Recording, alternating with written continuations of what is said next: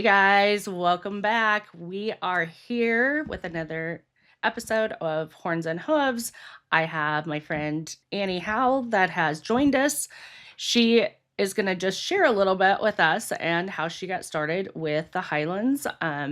We are so excited to have her, and of course Taylor's on. And it's been a day already, a morning for all of us, and it's 10 o'clock for us and 9 o'clock for Taylor. Yeah. She already had some goat issues this morning. So, it's always something in the any of the farm animal world. So anyway, we just want to say, thank you for coming and welcome. And we are going to get started now. Hey, Annie, how are you? Hey, good morning. Better than Taylor. Yeah. That's such a bummer. It is. And so, Annie, you've been in the cattle industry for a while. Yes, forever. Went to my first cow show at 18 days old. That is my mom's crowning achievement, right? Like that's something she tells everybody. Yeah, been doing it for a minute, but we really got started in the Highlands about 4 years ago.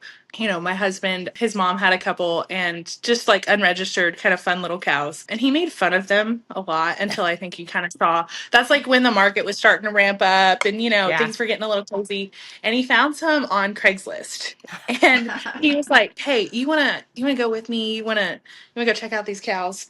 And I was like, yeah, sure. So we get in the truck and we go and we buy these cows.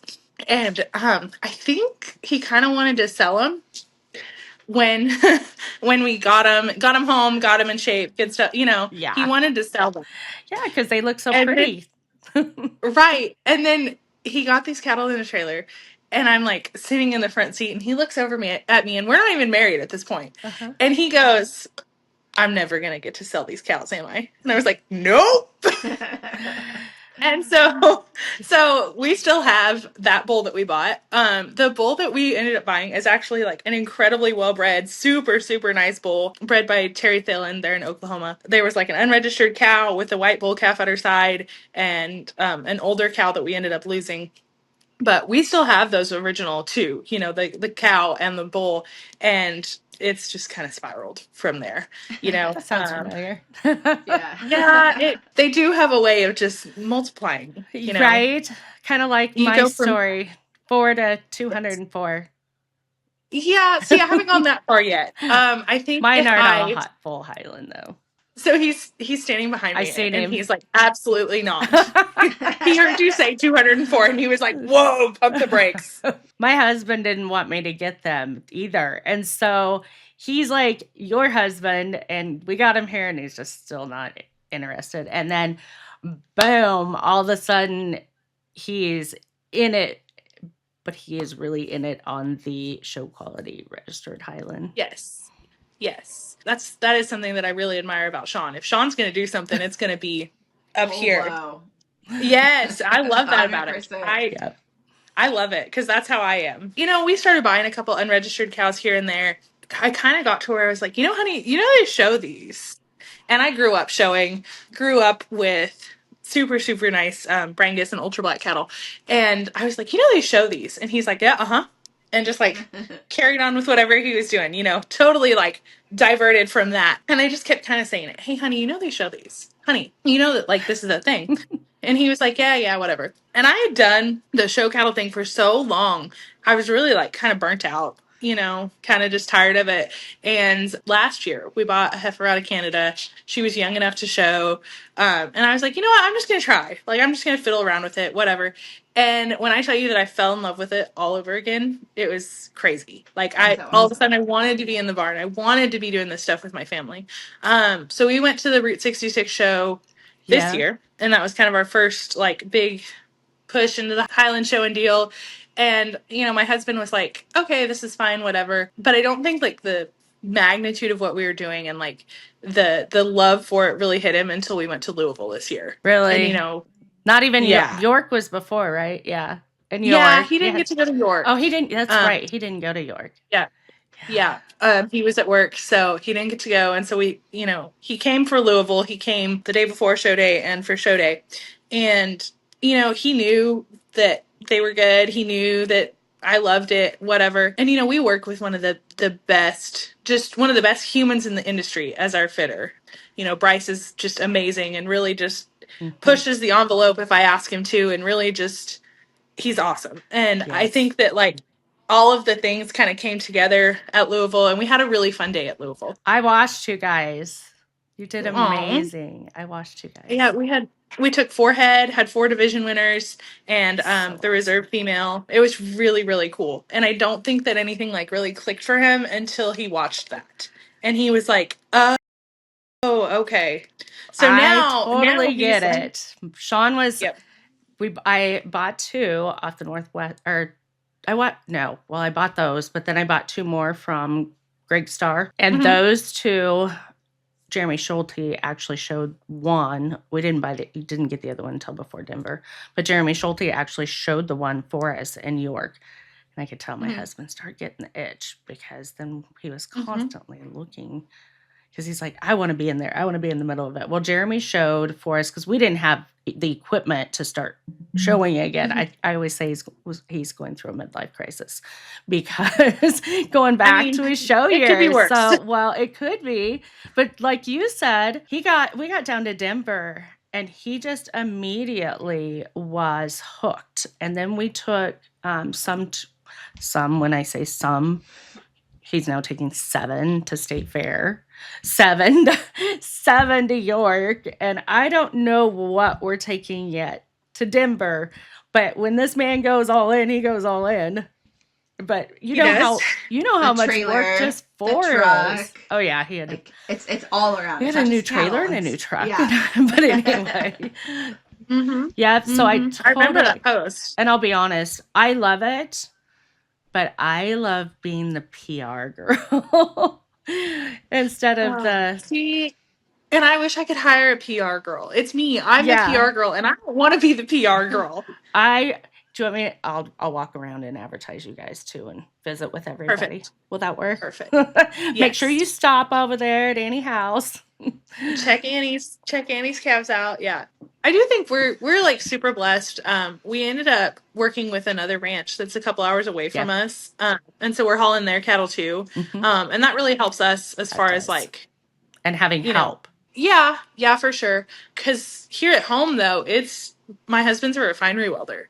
So he's but he works down in South Texas. Yes. So he's home for like Thanksgiving, Christmas. He said, I'm going to stay home until Denver. He's like, I want to go to Denver. Awesome. And before he was like, screw that, I don't want to go. But after Louisville, he's like, oh, I'm going to Denver. Denver's amazing, honestly. Taylor went to Denver with us it was last year. Fun. And it was so, it's just amazing, the difference in the cattle. Because for me and Taylor, we started out in the mini crossbred world. And so that was just, to see the difference was amazing. Oh yeah. The beauty. Yeah, I think Highlands are, in general, all of them, but like the big, the big pretty Highlands, oh my gosh, they're so special. I was having a conversation with someone the other day. They were like, well, why Highlands? And I said, honestly, like, in the back of my mind, I always knew that this is how we were going to raise our family, right? I always knew we were going to have show cattle. I always knew that it was going to be something that we did at a high level, because I don't do anything halfway. But the Highlands are just so special. Like, Highlands are just like, they're exactly how God made them, right? Other breeds, they've bred the horns off of them. Other breeds, they're all the same color now. They're all black. They've done all these things to them to change them to be what the industry wants them to be. The packing industry, the show industry, whatever. And Highlands, they still have their horns. They still have their hair. We've done tweaks and stuff as far as quality and build and things like that. Things that were necessary. But for the most part, they are exactly what they were 2,000 years ago, and I think that's really, really special. There's not a lot of breeds that can say that. Exactly. I absolutely agree. I had a gal that wanted to buy a bull calf from me, and she wanted me to dehorn it, and I just couldn't do it.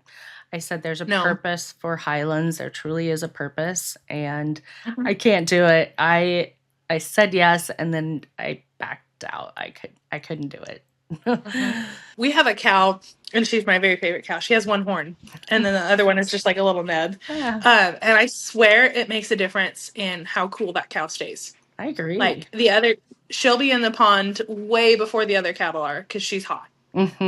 She's really not that hairy. She's not, there's no other reason for it that I can see besides her little nub. It's kind of crazy because we run our commercial cattle with our Highlands, and I feel like my commercial cattle are in our ponds, the ones with no horns, more than my Highland cattle. I just thought about that. I'm like, yeah, interesting. Yeah, ours are in the pond just as much, for sure. We ran them all together last summer and definitely could tell. So, is there anything that you wished you would have known before you got started?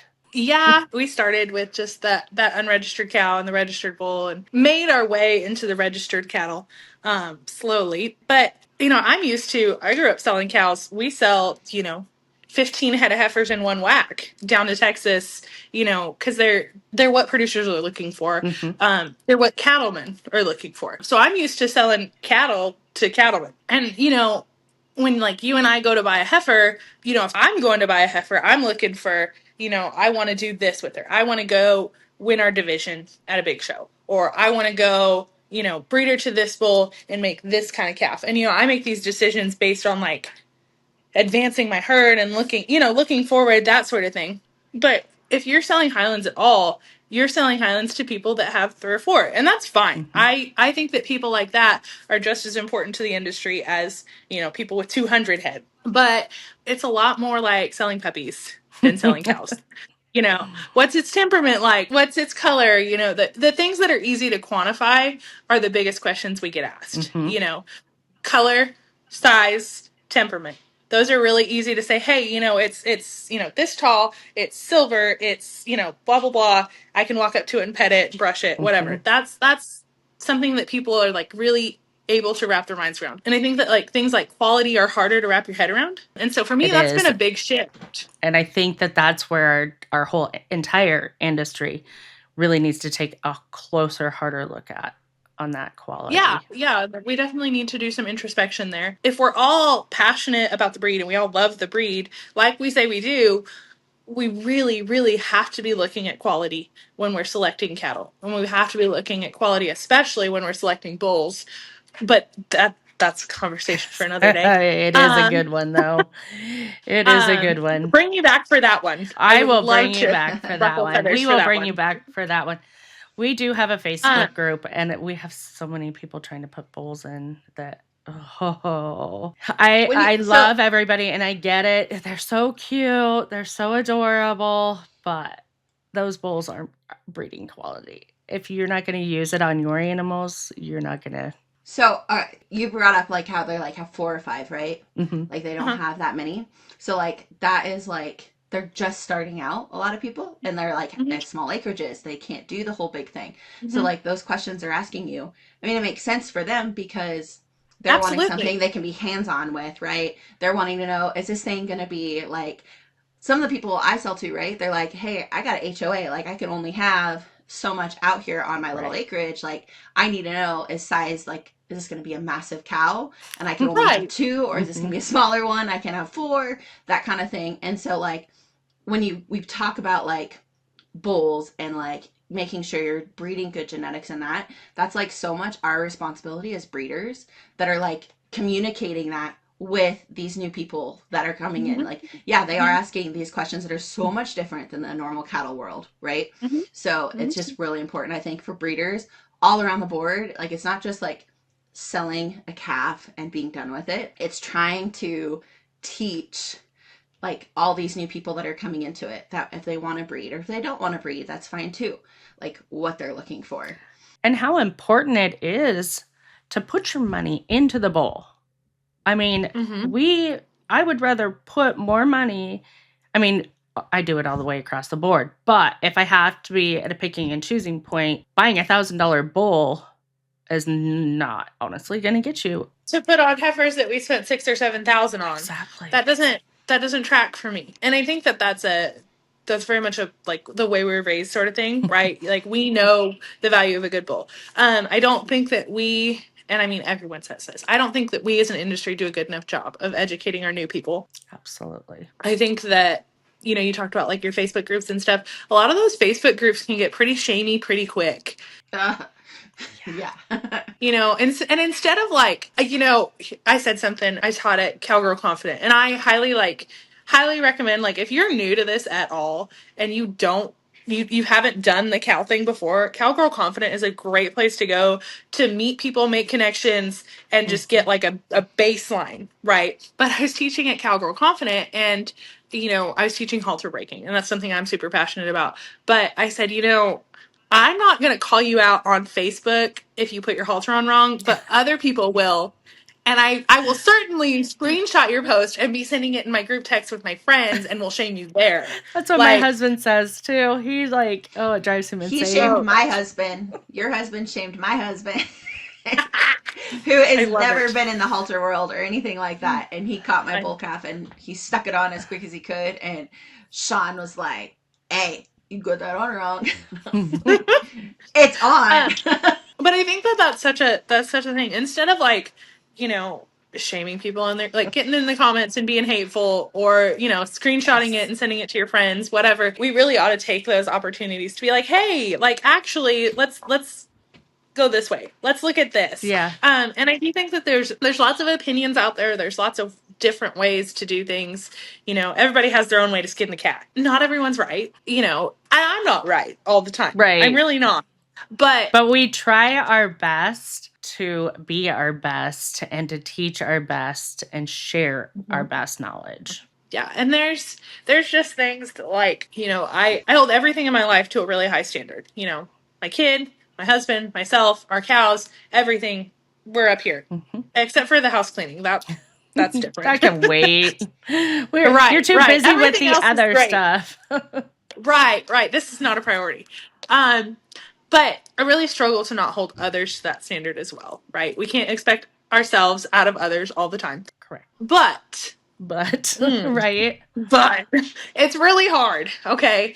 And sometimes, I'll be like, hey, I'll pop on a post. And if I pop into a post and say something, like, it's real bad. Because I really don't do that very often. Every now and then, but my husband takes my phone away at some point. He's like, that's enough of that. That's enough Facebook for today. But yeah, if we can we have to do a better job as an industry of educating the people that are coming in. Because I think that, they come in and they want to do good and they want to have these cattle and they want to do right by them. They're not a beginner breed of cattle. Not really. They need quite a bit in order to thrive, especially like down here where I'm at in these hotter climates.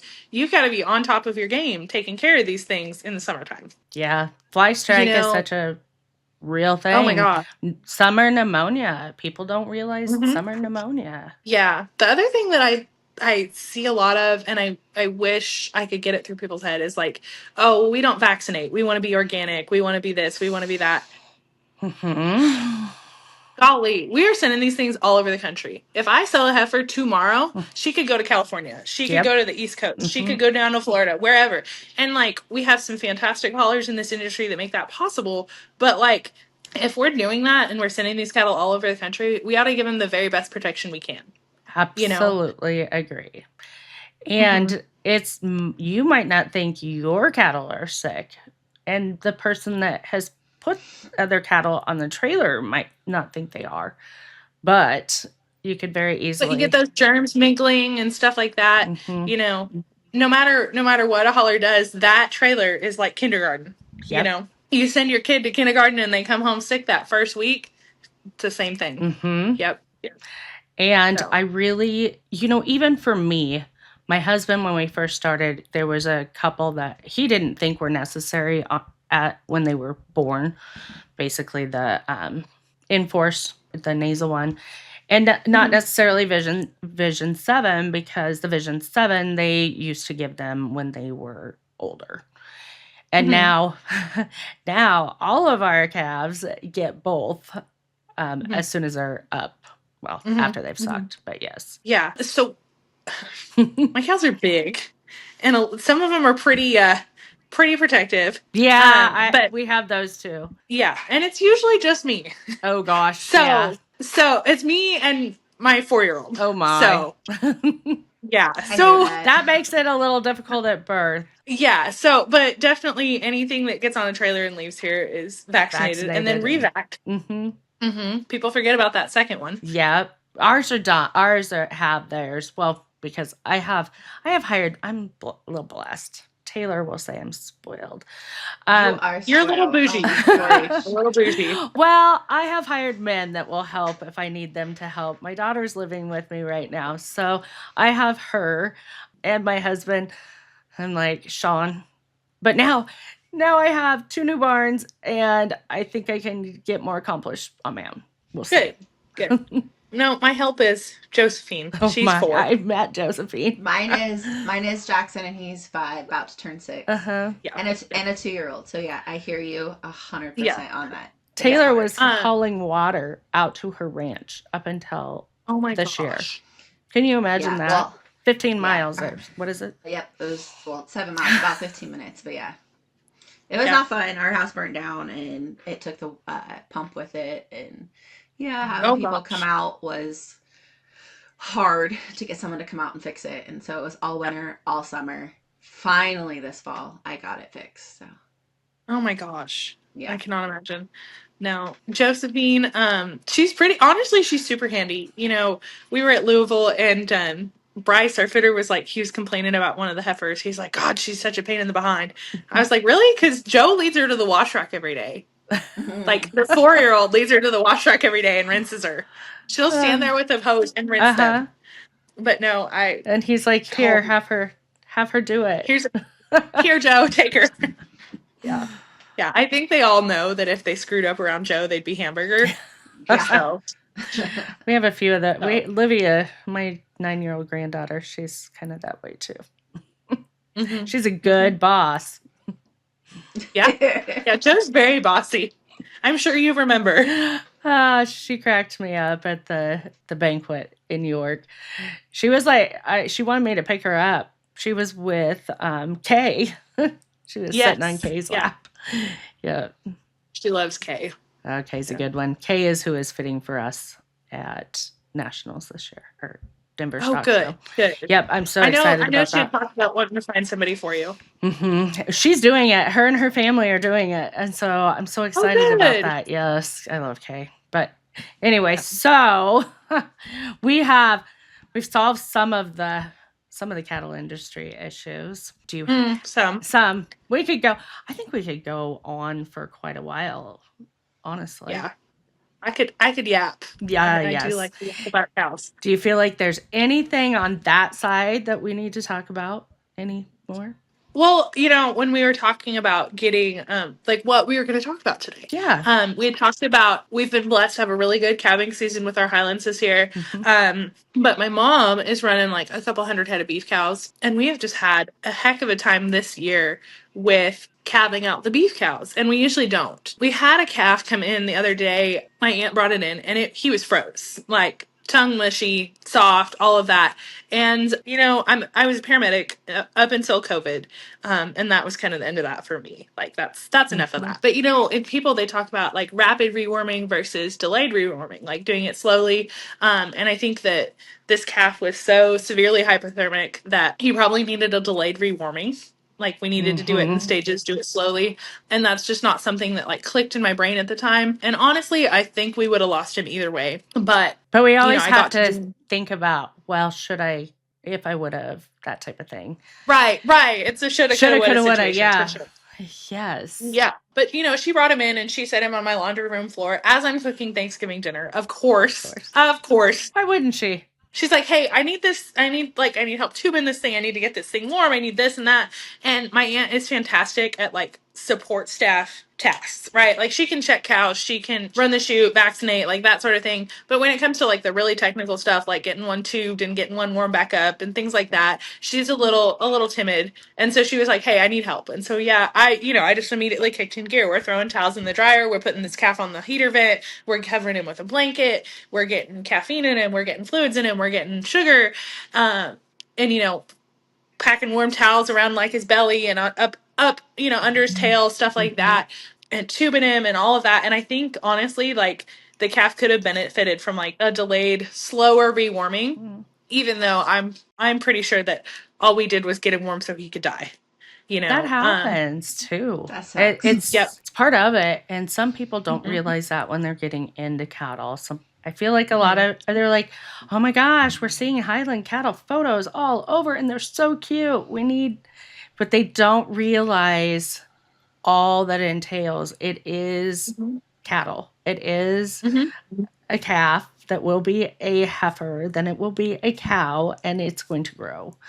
And things are going to happen. And this is the thing. I've always heard if you have livestock, you're going to have dead stock. Yep. They are livestock, you know.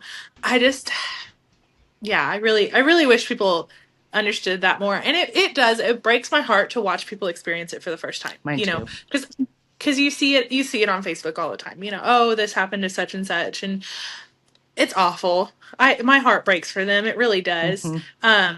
But you know, at a certain age, you know, I'm pushing 30. We've been doing this forever. You know, if you bring in a frozen calf, I'm like, oh yeah, there's probably going to be a dead calf on the laundry room floor today. And it's not even that I don't care anymore, because I do. You know, and I felt awful. And you're going to do what you can to make it to, but you understand the nature of it's realistic.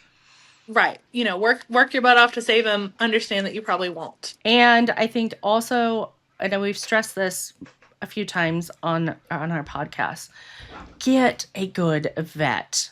Be sure that you are in contact, especially when you're new. A good vet that you know has after hours that you can call with questions if you need it. I mean, yes, you can message breeders that have been around for a while, but they're not always going to know your area. They're not always going to know. Here's one thing let's just talk about scours a bit. With scours, if you message somebody, they're going to tell you what you can use on it, but then you can't test that after it's treated, like to bring it into the vet to test what you actually are dealing with. So that ruins that. So I think if people could have a conversation, and like I can text my vet whenever. They also have an after hours line. I can text the other one anytime. So I love that I have that with them and that relationship with them. Some people don't have that. And I really think if they can get that right away, it's very helpful. It makes your life a lot easier for sure. I know like ours, if I call my vet and I'm like, hey, I need help with this, you know, if it's 7:00 on a Saturday evening and I call and I'm like, hey, I need help pulling this calf, he knows that like we better have all hands on deck, right? If I can't get something pulled, if I can't get something treated, if I can't get something fixed, like it's a big deal. Yes. Yeah. And honestly though, like I pester the crap out of that man. Mine too. I always say, Mackenzie, I bet you wish that you would not have given me your phone number. Yeah. She's so good. That's how Michael is for sure. You know, I probably call their office at least once a week. Like we're talking about something once a week. He was here yesterday, but it's so cool because like, you know, now he's invested, right? He's like, hey, I saw your calves on Facebook. I saw how you guys did at Louisville. He's like, can I go see him? Because he was here. Yeah. He was here to give brucellosis shots to the beef heifers. Oh, nice. And he's like, can I go see the show calves? And I was like, well, of course. Yeah. You know, he's invested. I think that honestly, maybe that's my big wisdom for the whole deal, right? Is find people who invest in you and your cattle and your vision just as much as you are investing in it, right? You know, your vet, other breeders, friends, you know, all of it. If there's room for all of us here, as long as we invest in each other and are proud for each other and clap for each other. I absolutely agree. And then, you know, then also the breed standards comes into all of that too. Yes. Yes. Invest in them and love them and breed them for what they are. You know, I think all of it's super, super important. If you're not breeding to advance the breed, don't breed. Exactly. Yep. I totally agree, because if you're not using 99% of bulls should be steered, if not more. Oh, yeah. And a lot of people don't realize that because they're like, oh, he's so cute. I have one right now. He is amazing, but he's not quite where he should be. And he's going to become a steer. And anybody that would come to my place would think I was insane for making him a steer. We have a super nice little bull calf right now. He's a registered silver bull calf. Super nice, got a nice pedigree, all the things. And I'm like, no, we're going to steer that one. And my husband's like, why? He will not. No matter what we do, that calf will not stay in. He is a getting out little turd. And I'm like, you know what? If he's doing this as a 7-month-old bull calf, what's he going to do as a grown bull when there's cows in heat 2 fences away? I'm like, we're not. Laura, you had one of those. I did. My name. So we have some brown red Angus calves, a couple from last year, and my neighbor has a couple brown black Angus calves. Oops. I had a dun bull that got a taste of manhood, and he got a real good taste of manhood. And if the neighbors was in heat, he was jumping the fence. And so they've got a few cute little cute brown. Oh, they're so cute. They got some fluffy brown black Angus. And so his wife's like all okay with it, and he was okay, I think, with it, because most of them, I think they were bulls. But he's like, so anyway, needless to say, Vinny came back. We put him in down here so he would stop, and he was clearing 6-foot fences. We're like, oh my gosh, I'm sorry, Vinny. You're heading to town. That's enough of that. Yeah, it's time. Yeah, that's enough. Yep. Yeah. I do say though, like when our bulls come off cows, they almost have to go to like jail/detox. Right. You're right. Our place used to be a cutting horse facility, so we have like stud pens, you know. Nice. And so like we take them off cows and they go to the stud pens. I love it. They go to jail. Like Endeavor's in jail right now, and he's like, literally, I walk out my front door in the morning, and he's like bellowing at me, like, "Hey, Mom, I'm here. I want out. I'm ready to go see some girls." Well, and then our other bull went on some cows a couple days ago, and like I swear, Endeavor knew. He was like, "Hey, why is he going?" He know. He's like, "Why is he getting in the trailer and not me?" I guarantee they know for sure. They know. Yeah, but I think that like even calling bulls over something as silly as that, like he gets out. Yep. Nope. No place for that around here. No, and good thing that we have neighbors. By the way, that whole line of fencing is now all new fence. But I mean, there's so much more that you can also get just from your bull jumping those fences when you think about diseases, when you think about trick, when you think about, I mean, there's other things that go along with your bull even jumping fences to the neighbors. So, yes, I mean, my neighbors are awesome. They test theirs and they're good, but there might be some people out there that believe in not doing vaccines. Yeah, vaccines. Why couldn't I think of the word vaccine? I got you. Yeah, doing vaccines. So you don't know. Like I said, we can't expect ourselves out of other people. So true. So true. But what we can do on here is help. Yes. If they hop on and listen, it's help them and explain why. Right. I don't think there's enough education in the industry. So I think things like this are super important. They are. I think so. And I think it's great to hear from people all over. Just like we have both sides, because I'm not going to give up my OGs. From where I started with, I was blessed from an inheritance from my father that I wasn't expecting. He passed away of cancer, and I used my inheritance money to start the mini crossbred animals. And so I don't want to give them up completely. They're going to be around for life, but we have started into the registered show world, Highlands also. And then Taylor is really into the mini crossbred and I love my miniatures and your donkeys. And my donkeys. I think there's a place for everything. And you're in the show world, right? The regular Highlands or whatever. And like we're talking about breeding and like choosing good lines and still looking for sound cattle that you're breeding. Like I'm in the miniature side of it and the crossbreeding and doing different things with it. And like, I still look for the same things you're looking for, right? Like I'm looking for passing on fertile genes in cattle, right? My heifers, I want them breeding at a certain age. I'm looking for sound feed. I'm looking for all those same things. Just, I like it on a smaller standard or whatever. And like, Lori and I were saying there, like Lori's in both sides of it. And I just think there's a place for all of us, right? There's a market for both. People want both. And that should be like something that is okay for everyone. Yes. And in this. And it shouldn't be something where it should be bashing on one end and you're doing it wrong. Like there's so many people we see posting. Okay, so like this is just a little tidbit.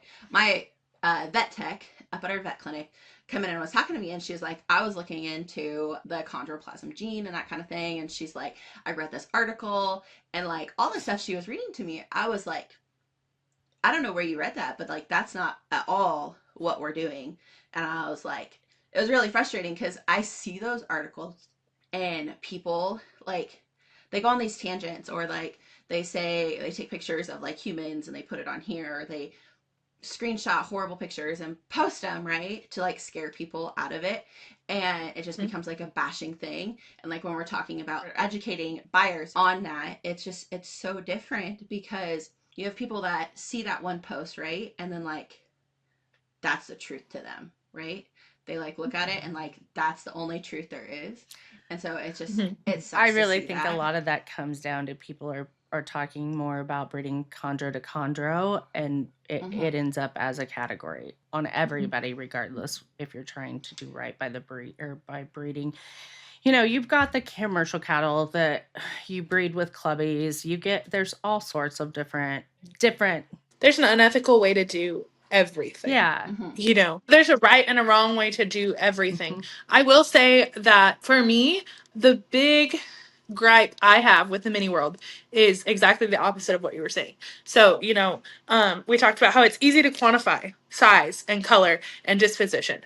And as long as we're breeding them down to fit a niche market that wants a smaller kind of cattle, cool. That's fine for me. It's when we run into things like bad feet and horrible conformation and cattle that won't breed because we're prioritizing size and size only. Amen to that. I feel like the micro side of things might be where I have like I see it the most maybe, but like if we're chasing one piece of a huge, 1,000-part puzzle that is a calf, if all we're worried about is it's going to be 35 inches tall, we've missed the picture.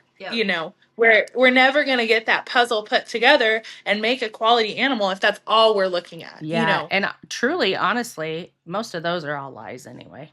I mean, yes, they might be, but how old are they? They're few in heart. Are they 2 years old? You don't see them, yeah. But for me, my girls can be, I don't care what size my girls are. In fact, some of my girls were probably just ones that would have been registered, that people just didn't register. And I will never know. Or they had a non-registered cow bred to a registered bull or something like that. And because I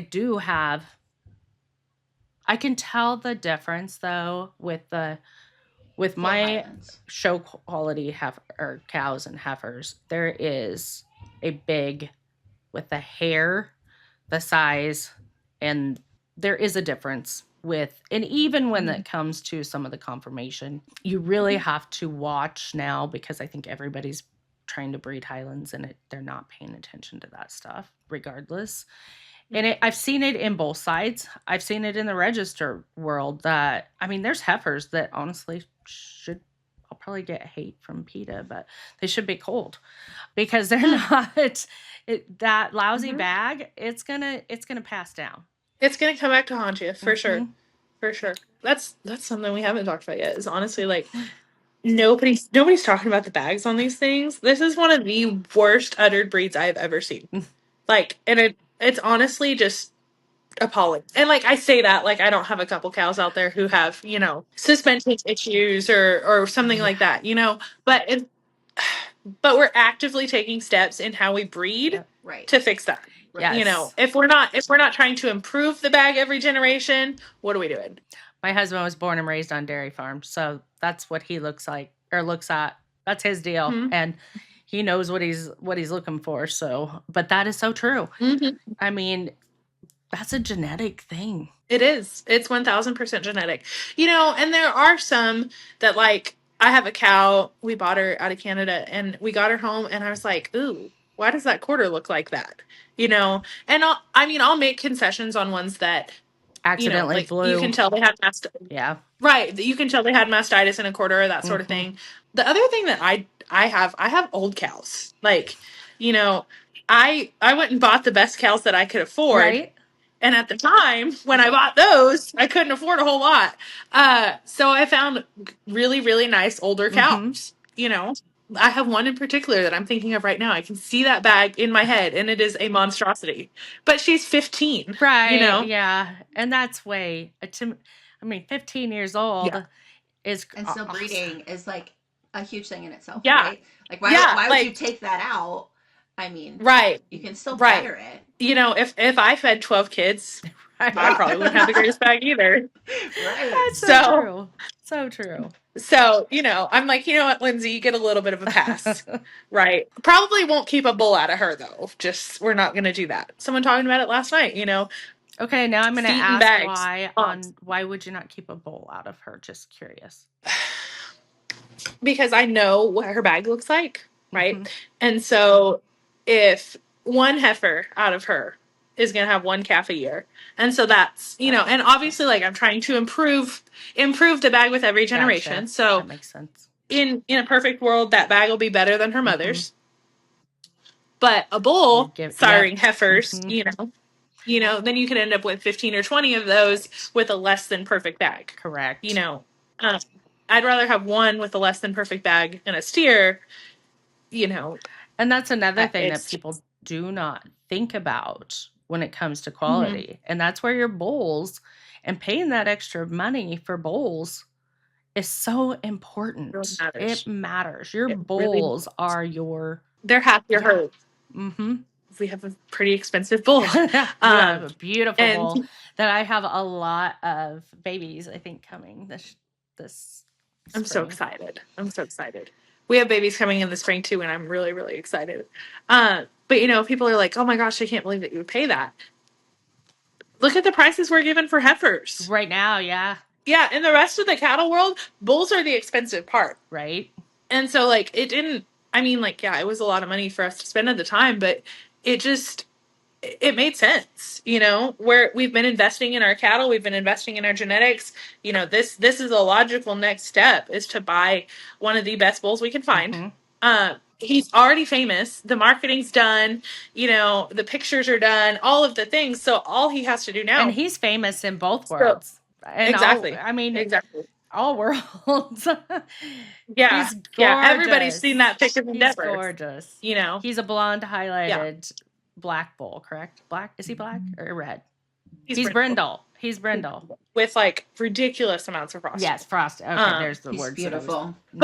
But for us, when we were looking at buying him, we have a Sunset Limited Edition son who is just, massive, like just huge top, huge middle, just tons and tons of muscle. But he kind of lacks a little bit in terms of, like style and kind of like the really showy set to his hind leg, that sort of thing. And that's something that Endeavor has. So, we're looking 5-6 years down the road. We want to breed Endeavor daughters to Mac, and we want to breed Mac daughters to Endeavor. It's definitely playing the long game. That's what my husband does 24/7, I swear. I'm trying to talk to him, and all of a sudden, a totally different subject. And he's like, who do you think we should breed blah, blah, blah to?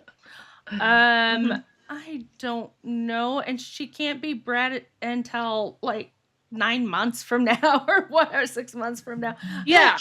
Come back to let's talk. Come back to reality. Let's focus. Let's focus where we were at. Yeah. No, I think that's how my husband feels. I'll be like off in La La Land. I'll be thinking about, and so like, the other day we're sitting there and we're talking, and I just kind of like blanked, and I was off in La La Land, and he's like, "What are you thinking about?" I was like, "Well, actually, I was thinking about our show string for next year, and how we're gonna have to do this with such and such, and do that with such and such, and blah blah blah." And he's like, "Good God, do you think about anything else?" It's like, no. I mean, you're passionate, really just though. So my husband will go out in the side by side and literally set outside the pens in the barn, and my daughter will be like, "Where's Sean?" I'm like, "Oh, just looking at his heifers." Yep. Looking at his show heifers, I should say. Yes. Yes. That's my happy place. The show barn and the pasture, that's my happy place for sure. Well, oh my gosh. I feel like we need to do another episode with you sometime. We have I would love that. This is like, I love hearing from all sides, especially where I'm both Taylor strictly into the mini world or the crossbreds, and then you're basically strictly into show cattle. But I think when it comes down to it, everything intermixes as far as, you know, the conformation, the genetics, it is all one big circle. It all matters. Mm-hmm. Mm-hmm. It all matters. And I think it's important to note that we all love the breed. Mm-hmm. We do. Mm-hmm. We all love and appreciate the Highland. Mm-hmm. And I think that's some common ground that we need to like keep in mind and remember as we're interacting with each other. I agree. And I'll tell you what, being from the mini crossbred world and walking into the registered, there's sometimes I have to watch what I'm saying because I do realize, I do know that they're crossbred. I have learned so much over the last 4 years of being in the industry. I do see the difference, but yet I still love mine, so I will always have that side too and have the other side. As long as my husband doesn't kick me out for having like 205. Well, earlier it was 204. Oh, 204. So you bought one since we've been on the phone? No, it's 4. You're right. It's 4. He told me I could start with 4, so I kept it at whatever the last number is a 4. Oh, that's perfect. Honestly, we had a conversation the other day about how many cattle we have right now, and I was like trying to count, and then I just stopped counting. And he's like, "Well, did you figure it out?" Nope. No, I think it's around 20. It's around 20, honey. Not a clue. It's really probably not a clue. But he doesn't complain that I'm up to like 23 or 24 on the registered side. Of course he doesn't. Well, there we go. Here we go. He likes those. He does. He likes my other ones too. But there's some of them. So I have like a white park that was bred to my Harold, which Harold is Chondro, Belta Galloway. And she's just a round little white calf that I absolutely love. Well, she's about a year old now. She's just a tank, and I love her. And he's like, "What are you going to do with her?" And I'm like, "I don't know. I just love her." He probably has secret plans for her anyways, because he's out there like just thinking, what is coming? What are we going to do next? Sean's got a plan.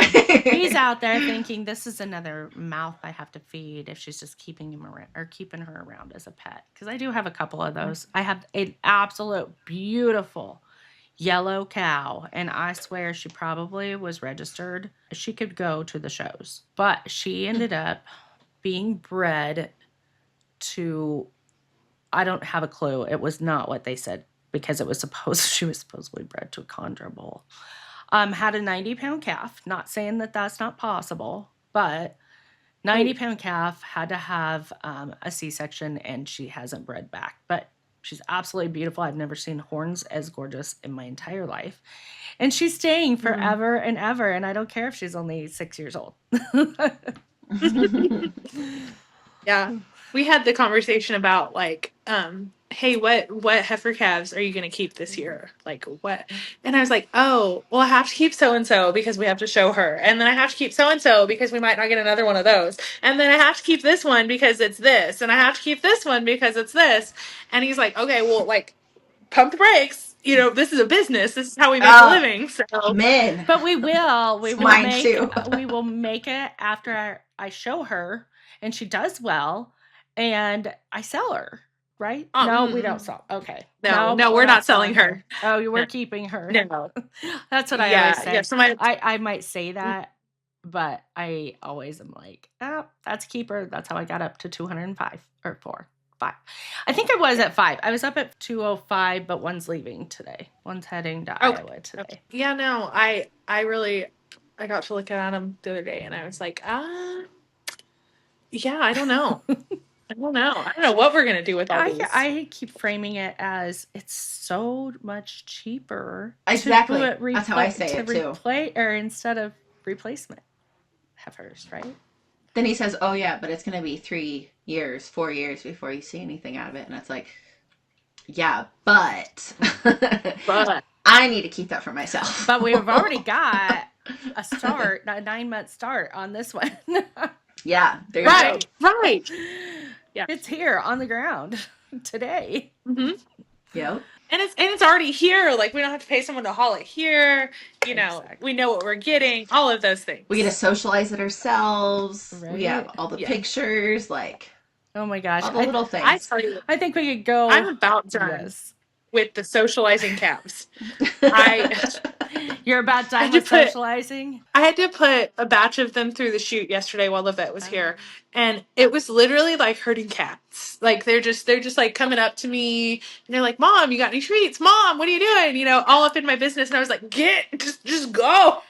They're too gentle. They're too gentle. That's what I try to tell people when they ask me if I halter train them before. And I'm like, I probably could, and I can now. But personally, I don't want mine that tame, because you're right. It's like I say it's like herding chickens.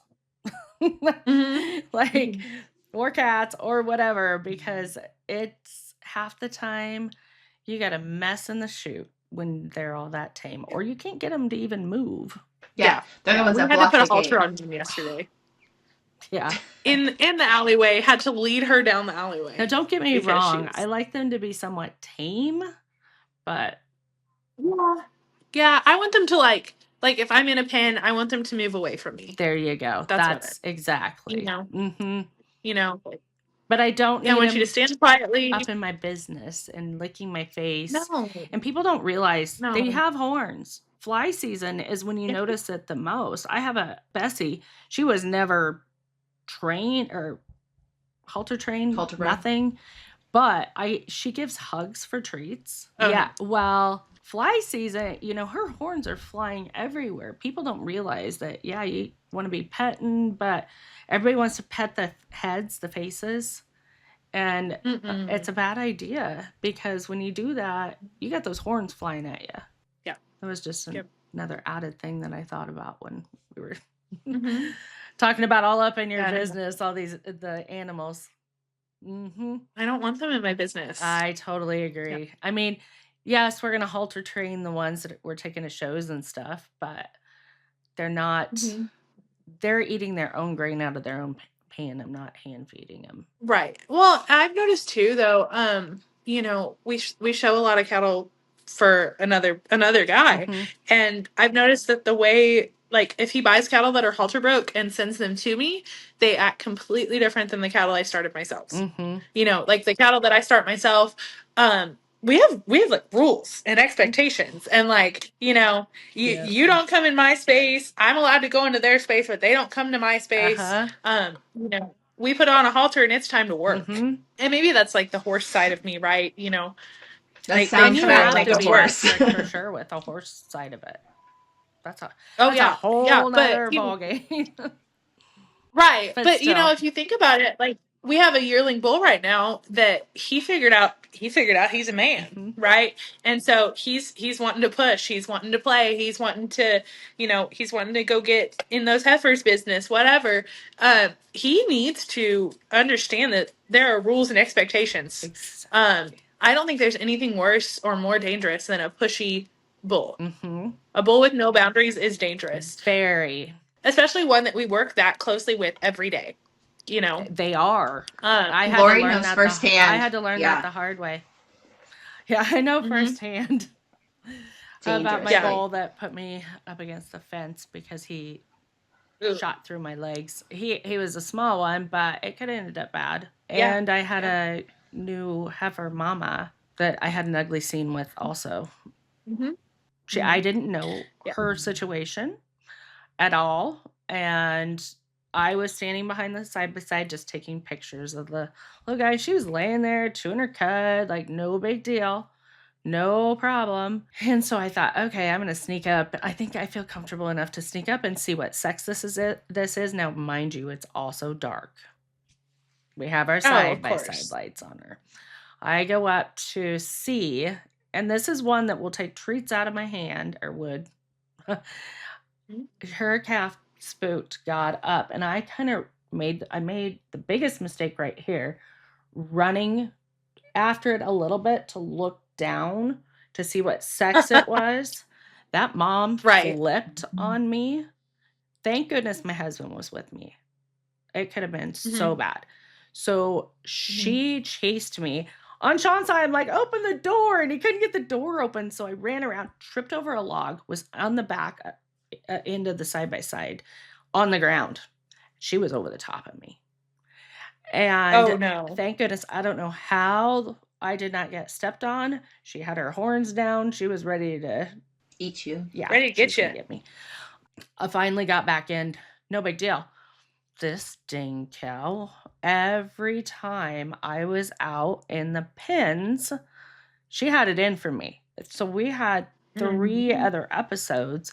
I went to shut a gate and she had her eyes on me. She was going to get me because I spooked her and her calf. And now she thinks you're going to get her baby. And now the calf is weaned, gone, and now she's fine. Yeah. Like, they're saying things that happen. I feel like we can't ever forget that they're livestock. Exactly. They are not. Yep. They might be your pets. I mean, it's just like certain dogs. They might seem friendly when you're looking at them or going up to somebody's pet. But they can turn fast. They're still dogs. Yep, for sure. We have a couple that are pretty spicy.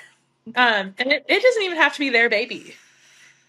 I can make somebody else's baby cry, and they're going to come let me know how they feel about that. So. Maggie did that too. That's how one of the times I got chased around a tiny tree like this. Her and I were running around it because we went. Oh gosh. We went to go pull hair on a different calf, and she heard it bawl and immediately come for me. I'm like, you. Super mom, for sure. Yep. I have a commercial cow that I call Mean Jean. You don't mess with her calf. You don't mess with her for a week before, and you don't mess with her or her calf for a month after. My husband always thinks that it's a game to at least get it tagged, and he luckily does, but she's getting older, so she's getting better in her old age. I mean, she's like a 10, 11, 12-year-old cow. I don't know. I'd have to look, but she's an older cow, and I keep her around just because I finally got her eating cake out of my hand when I go out there. But I still will not trust when she calves this year. Right. I don't trust any of them, ever. Well, exactly.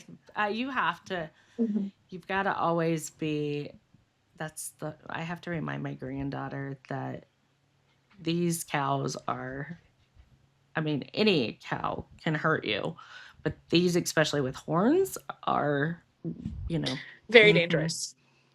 And they know exactly what those horns are for. Yes, they do. They're naughty. They're naughty.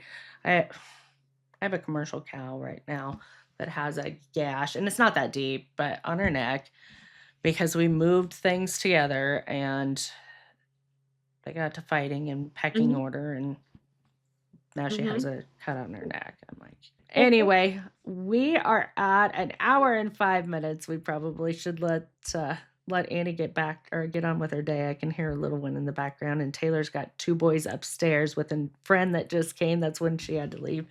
So, gotcha. I think we're going to wrap this up for this episode of Horns and Hooves. We are so excited and so thankful that Annie came on today, and we are hoping we can get her back sometime because I just loved having this conversation with her. I love having conversation with new guests all the time. We will be hearing from more guests in the next, I think, 5 episodes we have guests on. So I'm so excited for that. And we'll see you next time. Thanks for tuning in to Horns and Hooves. It was great to meet you. Thank you. Nice to meet you. Bye, guys.